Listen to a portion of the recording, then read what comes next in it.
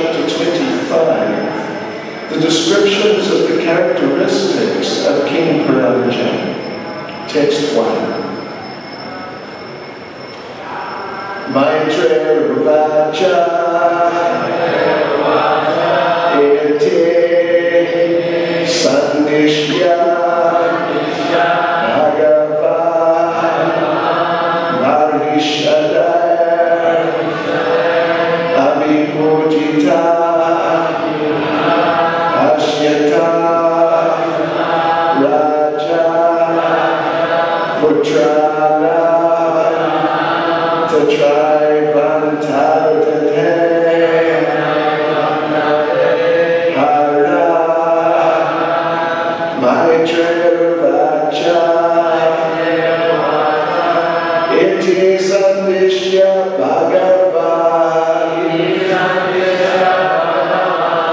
Marishadara Vipujita Asyatam Raja Putrana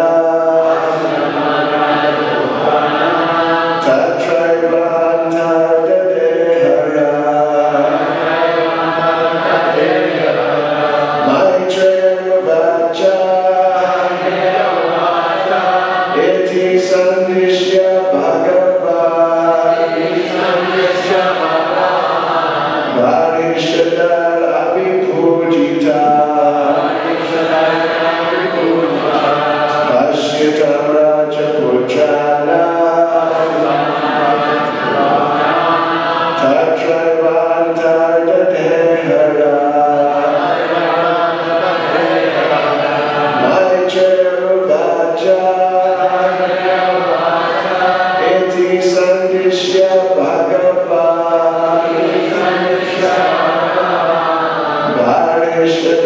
Marishadara Vipujita Asyatam Raja Putrana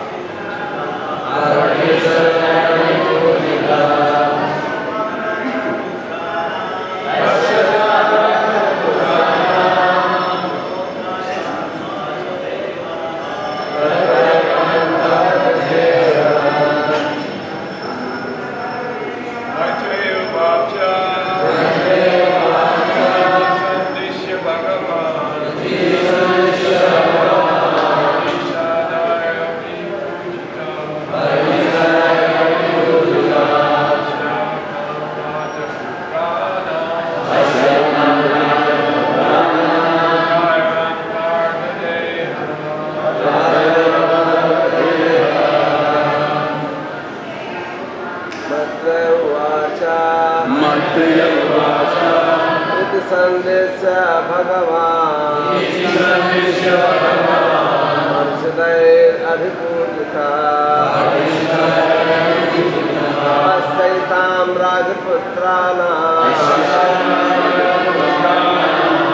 Traivantarate Hara Mataji's.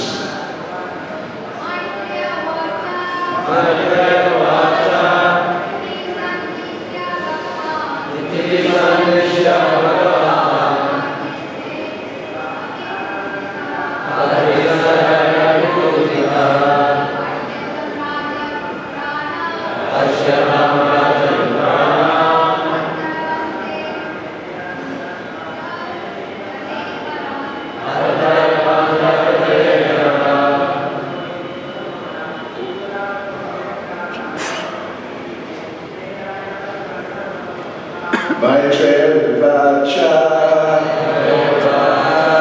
The great sage Maitreya continued to speak.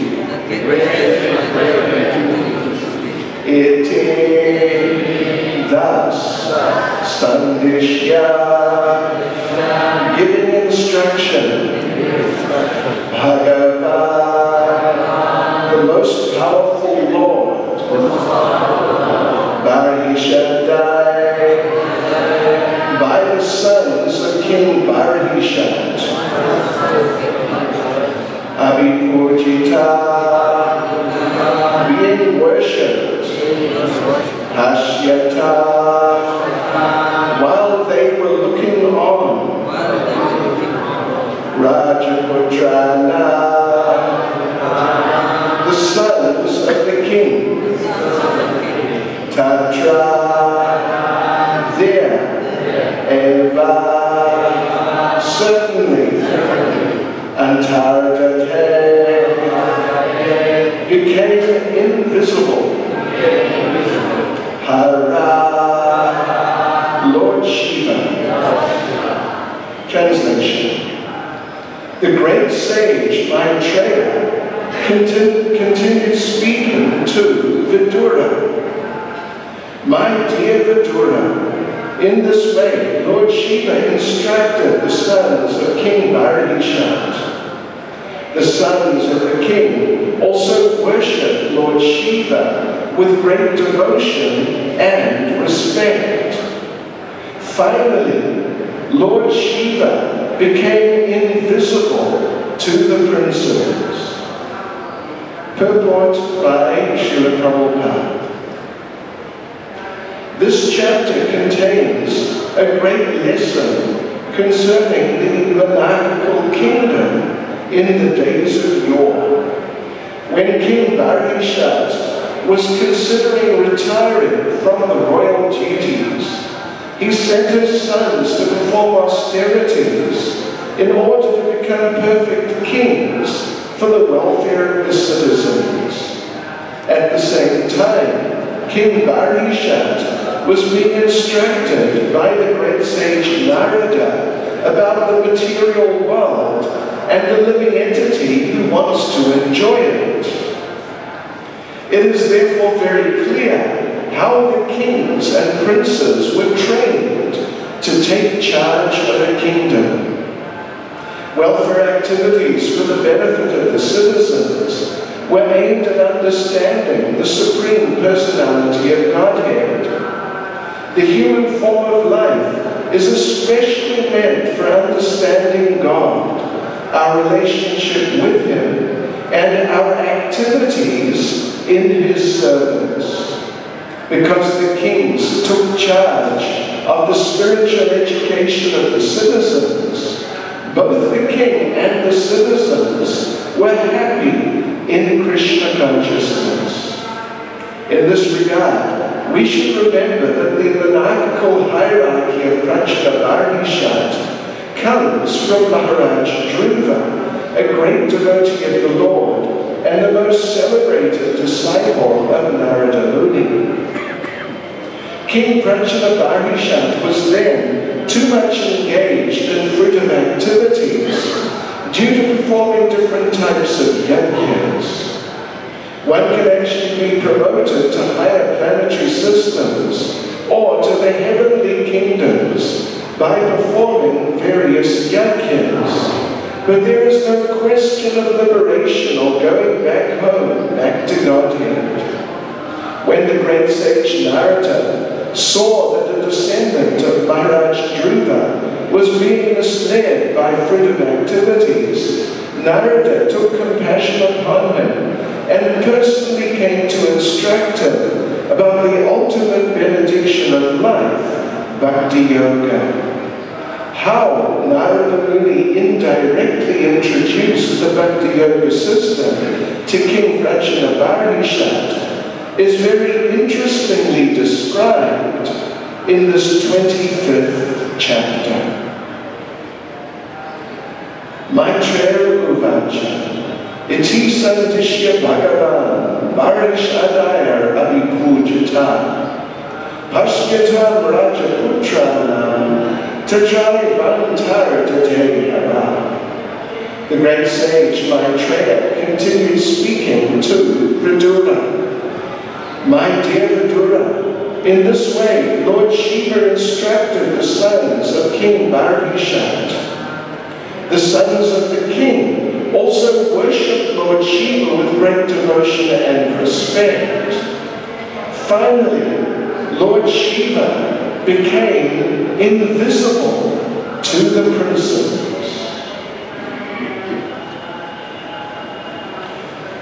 Namo Vishwadaya Krishna Krishna Uttamane Shrimati Bhaktivedanta Swamini Namane Namaste Saraswati Devi Gauravani Pracharne Nirvishesha Shunyavadi Pastuchari Shatane Sri Krishna Chaitanya Prabhu Nityananda Sri Advaita Gadadhara Sri Vasudeva Gaura Bhakta Vrinda Hare Krishna Krishna Krishna Hare Hare Hare Rama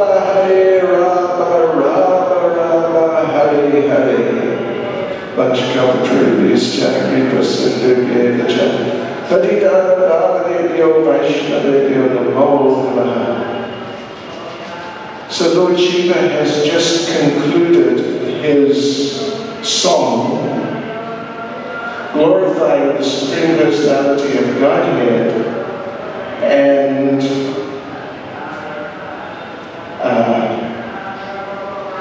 inspiring and helping these sons of King Prachinavartishat to understand what is the truth, what is the point in life, and how to achieve that. And, of course, on the other hand, what is not the goal of life? And, of course, there's so many options there. Different things which are not the goals of life. But how to distinguish between that which is really the goal of life and those things which are not, and in that way to stick, to really stick at the lotus feet of the Supreme Personality of Godhead, really stick in that process, which is the process for achieving the goal of life and achieving the shelter of the Supreme Personality of Godhead.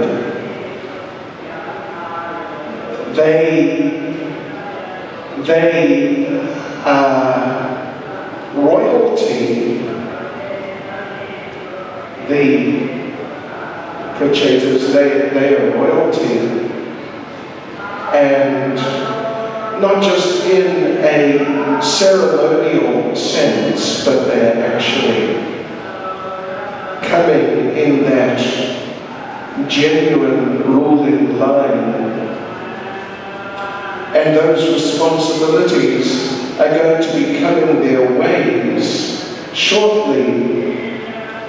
So Narada Muni is also presenting this subject of the goal of life and achieving the goal of life. He's going to present it in terms of how it applies in their context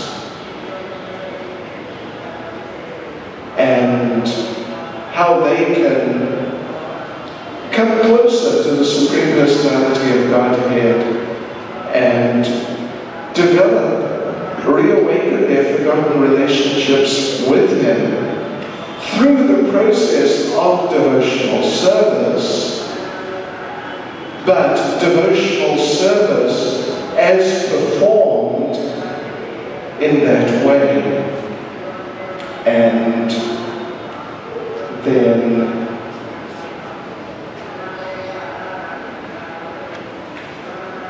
this is actually the beginning of the Narada Muni's description of King Piranja. To help, he has to help the Prachettas, and he has to help their father King Prachinavartishat. They're in somewhat different situations. In certain respects, they are in quite different situations. He wants to help them both. So as Srila Prabhupada mentions here, the way that Narada Muni presents this information, how to help both Prajalabharishat and his sons, the Prajetas, how Narayani presents this knowledge. Srila Prabhupada says here, it is very interestingly described in this 25th chapter. That's how he closed the purport. But he began the purport by saying, this chapter contains a great lesson concerning the monarchical kingdom in the days of yore.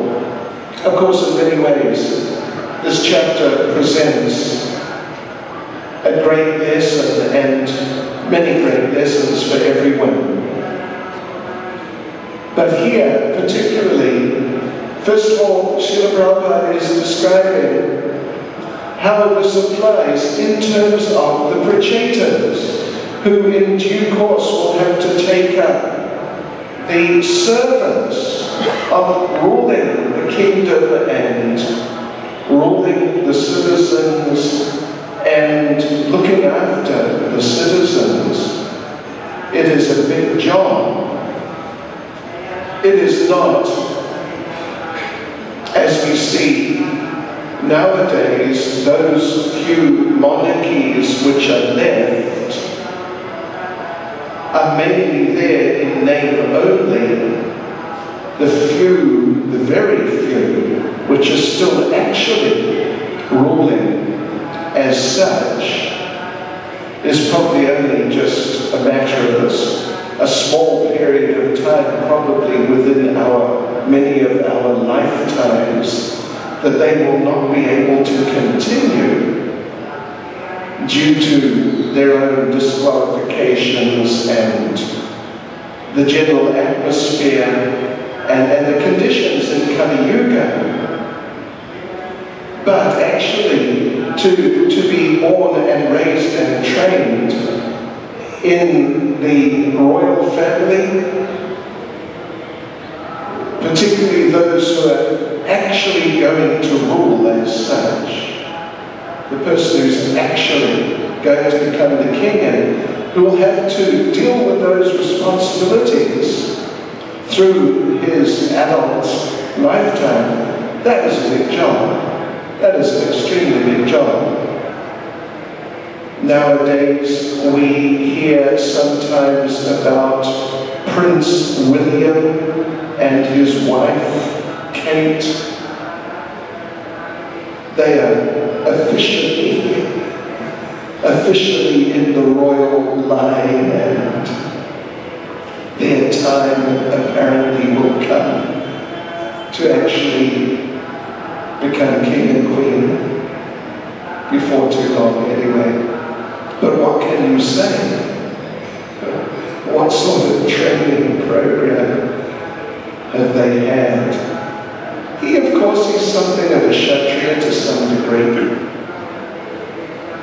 but limited degree. And his brother, Harry, well, what can you say about him? And if you don't know what I'm talking about, good, you're fortunate.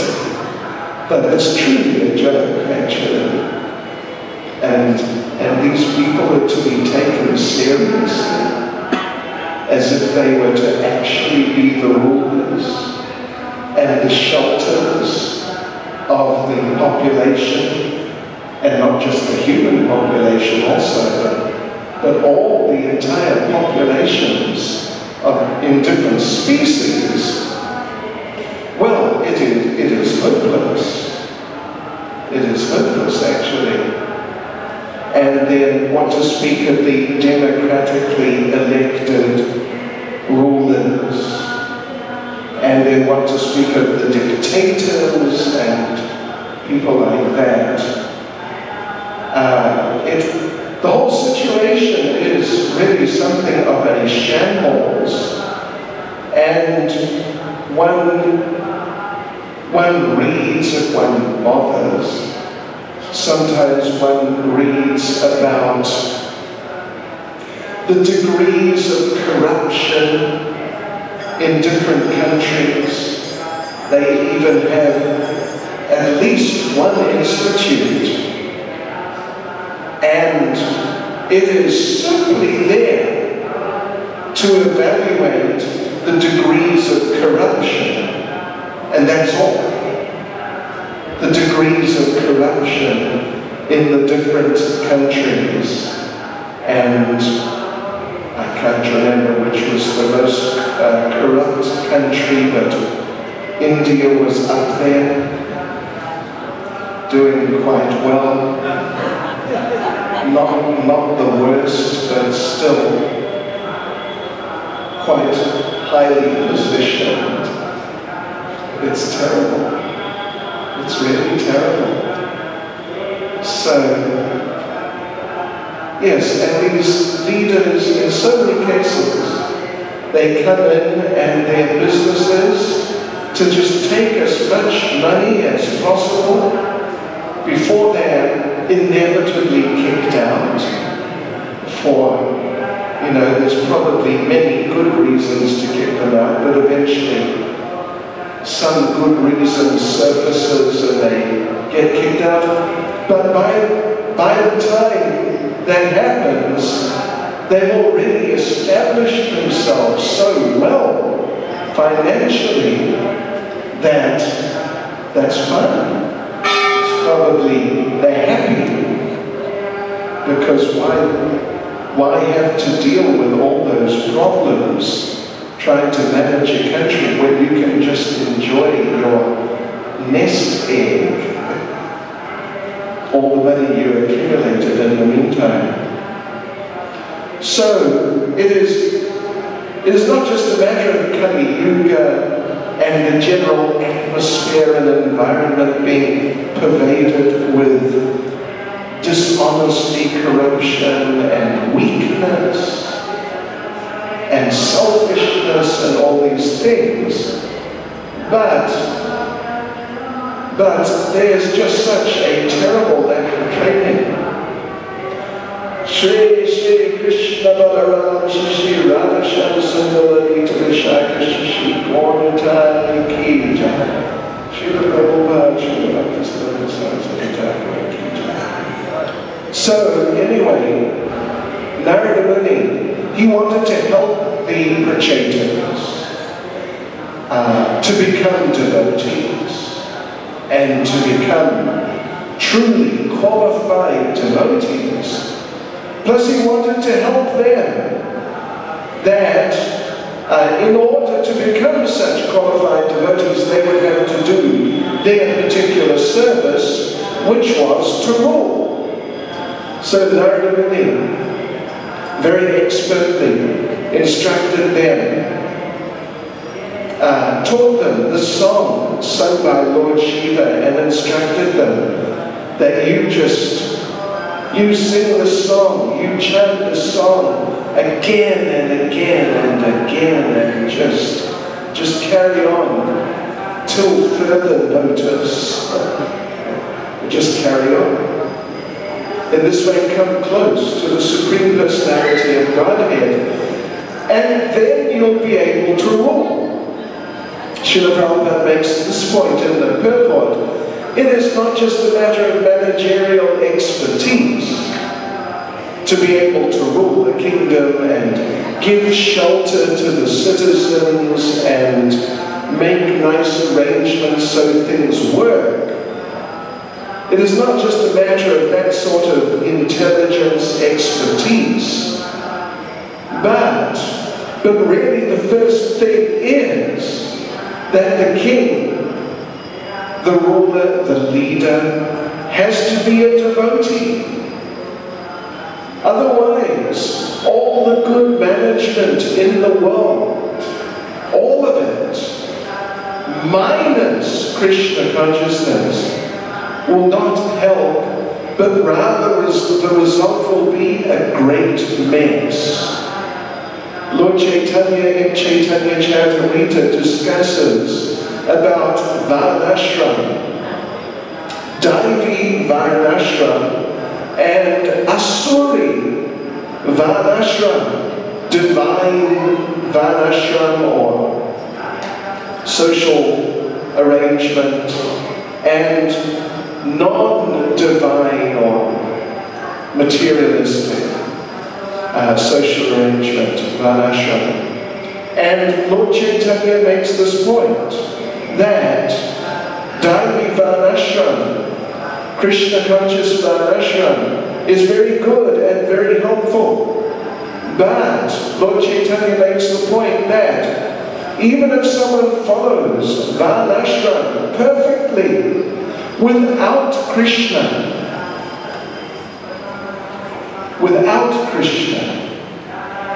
then Lord Chaitanya says the result will be the person will go to hell.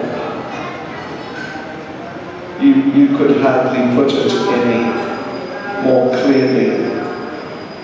Even excellent varnashram, Brahmachatriya Vaishya Sudra, Brahmachari Grihastha Vanaprastha Sannyas, even excellent varnashram in that structural or organizational sense, but minus Krishna consciousness, Lord Chaitanya says, even the person does it very nicely, he'll go to hell. So this is really the focal point, the central point of the instructions of Narada Muni to the Prachetas, that put Krishna in the center, keep it in the center, and really take shelter of him. And of course also learn how to do your service as rulers. But ultimately, if Krishna is there in the center, even if there's some shortcomings, managerially some special difficulties, but if you have really taken shelter of the Lord, then by His grace, you will come through. By His mercy, things will work out. Prabhupada made the point about Duryodhana. Lord Krishna, of course, it was a very important part of his mission to see that Duryodhana was replaced by Maharaj Yudhisthira. Primarily because Maharaj Yudhisthira was a devotee and Duryodhana was not a devotee. Prabhupada makes the point that actually Duryodhana was an expert manager. He was a brilliant manager. He was also well trained in the technical skills of management, and he himself had that nature, and it just came to him, as it does not come to everyone to be a big manager and actually handle the situations. So he had it. Duryodhana had it. He was not lacking in qualification as a manager, but he was very seriously lacking in Krishna consciousness. And therefore he had to be replaced. And even he had to be replaced to the point that Lord Krishna made all those great arrangements, culminating in the battle of Kurukshetra and Duryodhana's death, and like that. Primarily so a devotee could rule. A qualified devotee who had the capacity to rule. But firstly, he was a devotee and not just an expert manager. So, Narada Muni is extremely expert as a preacher. And of course Narada Muni is a Brahmin, but he was able to preach to the Prachetas, who were in a different position in life with different duties. He was able to preach to them in such ways that they could become prepared for that. But then he also preached at the same time to King Prachinabarhishat to help him. And Prachinabarhishat was in a somewhat different situation in that he was particularly very materialistic. The Prachetas were apparently not really so materialistic. They were much more inclined to be devotees, but Prachinabarhishat, he had a very serious problem in that regard. He was quite staunchly materialistic. And as Prabhupada mentions here in the purport, one of his main businesses was to perform different material yajnas, material sacrifices, to help the citizens and help himself, but in material ways. And this is really not the right thing. This is very much the wrong thing. So Prachinabarhishat, despite his heritage as a descendant of Dhruva Maharaj, who of course was another person who Narada Muni intervened in the life of to really help him from also a very difficult situation. So Narada Muni felt bad to see that here is one of the descendants of Dhruva Maharaj, who was such a great devotee and who was one of my disciples and who I really changed for the better. But now here is King Prachinabarhishat, and he's entangled, and his future is not really going to be good. Who knows actually what his future will be, but it seems that he'll be falling into material existence at the end of this life. So of course, Prachinabarhishat had the right idea in principle that yajna must be there, sacrifice must be there, but of course the wrong type of sacrifice. Really what needs to be done, particularly in the Kali Yuga, but ultimately any time what needs to be done, is that the Sankirtan Yajna needs to be introduced, applied, spread, popularized, and people need to be strongly encouraged to take part in the Sankirtan Yajna, and not just any yajna for some material benefit or whatever. Of course, the principle of yajna is a very important, essential, foundational principle in this material world. And Lord Krishna makes that point in Bhagavad Gita, that in the beginning of creation,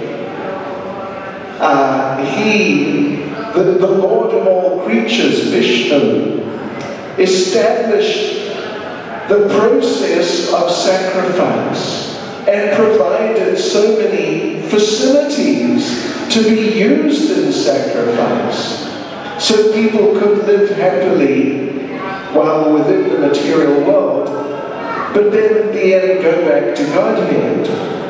So that principle of sacrifice is a fundamental underlying principle of life in this material world, and if it is neglected, then actually one comes to the level of animal, just trying to advance materially by any means.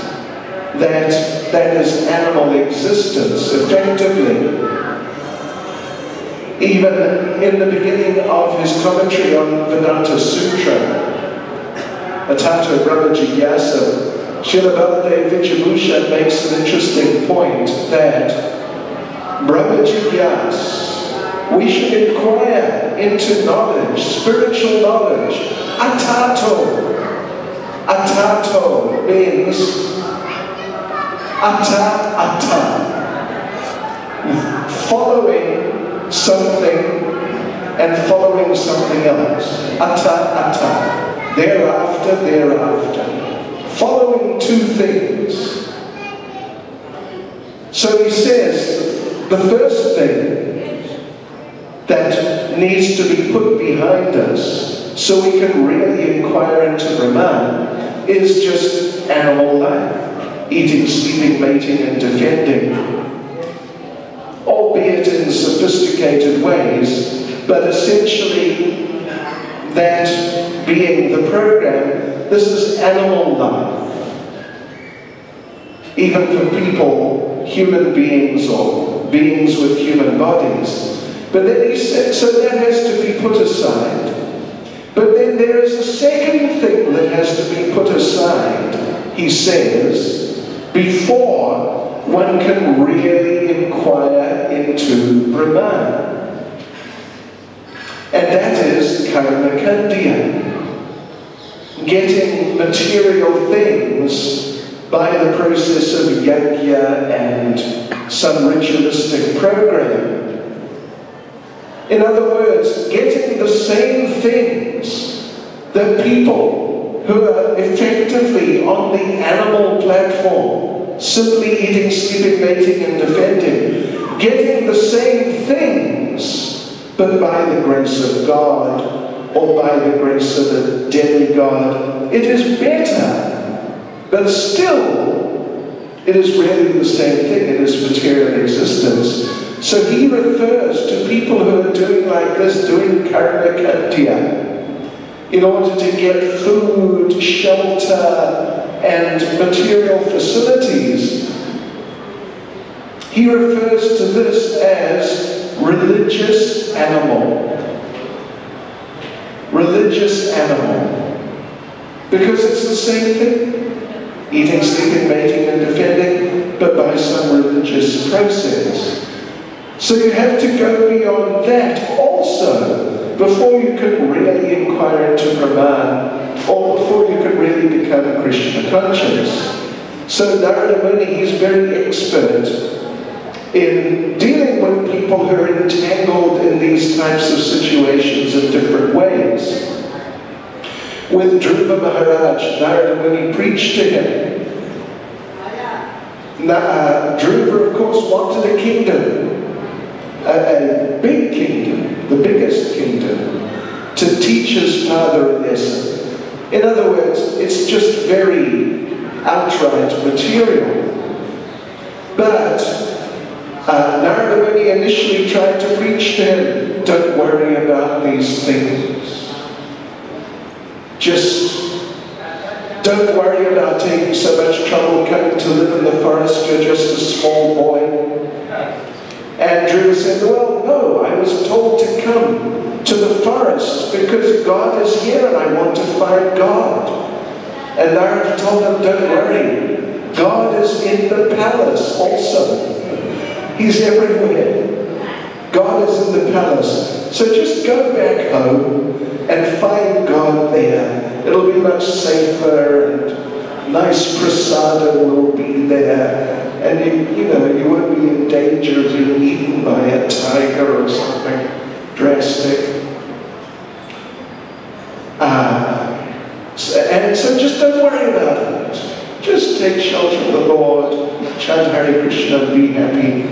And Dhruva said, if you can't help me achieve my goal of getting my big kingdom, then please leave me alone. Please go. Just don't distract me. So then Narada understood we had to use some very strategic, bridge preaching tactics here. And he instructed him in Ashtanga Yoga, through which he became so powerful. He affected the functioning of the whole universe, but also with some Krishna consciousness then. Om Namo Bhagavate Vasudevaya, along with many other things. So actually the process was to bring Dhruva to Krishna consciousness, which it did, but he did it very cleverly so as not to really confront the material situation of Dhruva Maharaj too abruptly, too dramatically, because Dhruva, well, it was already clear he was not going to be able to accept it and deal with it. So Mr. Narada Muni is very clever, and similarly here, he's going to present the story of King Puranjan. I assume you're all familiar with that. And what an amazing story. What an amazing story. And in one sense, it is just that. It is just a story. Because there was no King Puranjan. Although in one sense we're all Puranjans. And Prachita Bharishat was really in the position of Puranjan. And in this way, Narada Muni was able to influence Prachita Bharishat also. So here we see very advanced preacher Narada Muni, extremely advanced devotee, able to understand the audience and how to present Krishna consciousness in such ways that the audience is able to get the maximum benefit of Krishna consciousness in the most effective way possible. And even in this case, practically at one time, two different audiences becoming inspired by Narada Muni to become Krishna conscious in different ways. So of course we should understand that, you know, it may not be so likely that any of us will become kings. But anyway, the principles are there, they're very important. But certainly Krishna has to be the central point in anyone's life, whether they're Brahman, Kshatriya, Vaishya, Sudra, Brahmachari, Grihastha, Vanaprastha, Sannyas, it really doesn't make any difference in principle.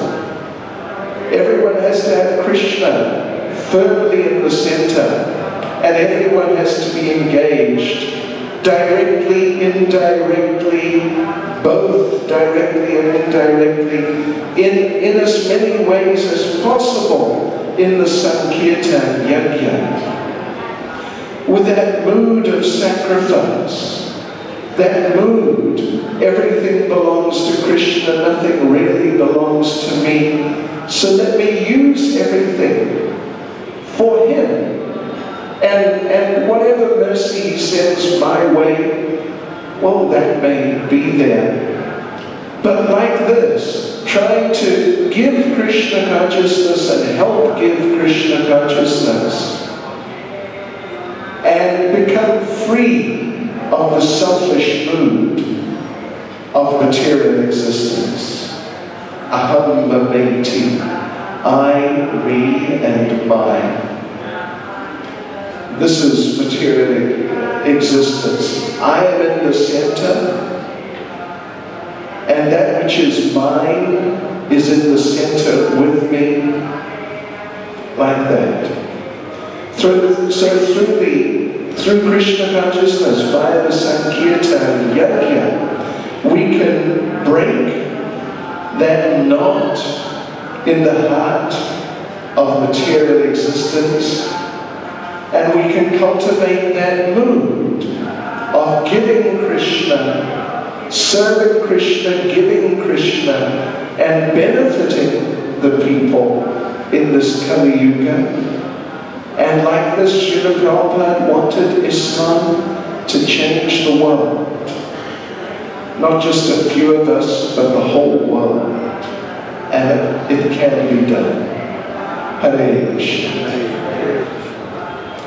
Do we have time for a comment or question?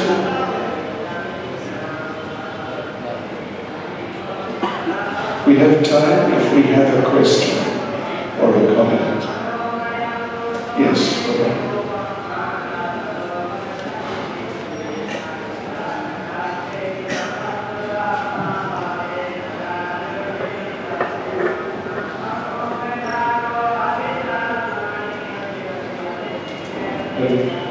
Thank you very much.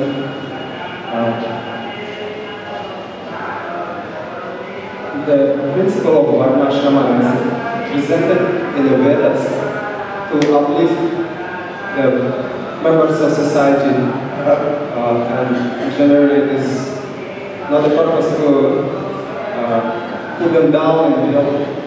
So I'm just wondering, is this example, very nice example you're giving with Duryodhana, is this exceptional situation which was arranged by Krishna himself, or is this always the Varnashrama Dharma without the Varnashrama Dharma system without Krishna in the center brings the society down?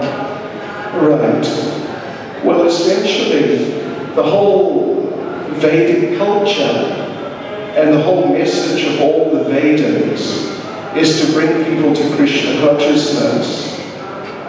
And no part of the whole Vedic system should be practiced without Krishna.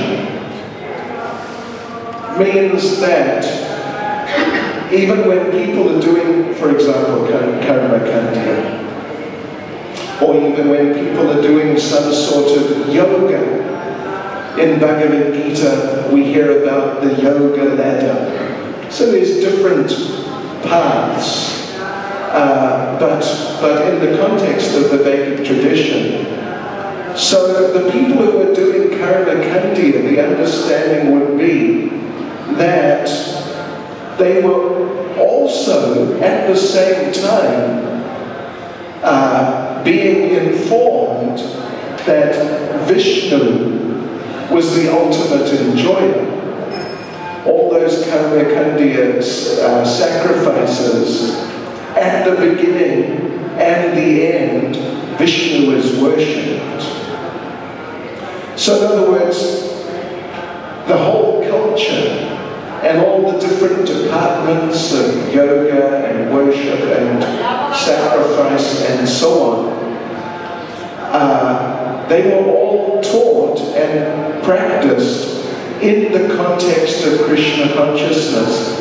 And the fall down of the Vedic tradition, of course now it has fallen down in so many ways, but the fall down initially of the Vedic tradition was to try to, you could say, compartmentalize the different parts, cut them off from each other. You want to do karma kandya? So that's like a department, independent of the others. You want to do yoga? It's an independent program. And like this, everything got separated from Krishna. But really speaking, the whole Vedic tradition and all its teachings, including Varnashram, was always, everything was done in the context of Krishna consciousness. And therefore, if any of the things were done without Krishna consciousness, it was all just sort of part of a program of ultimately going down into material existence. Is that okay? Hare Krishna. Srila Prabhupada ki.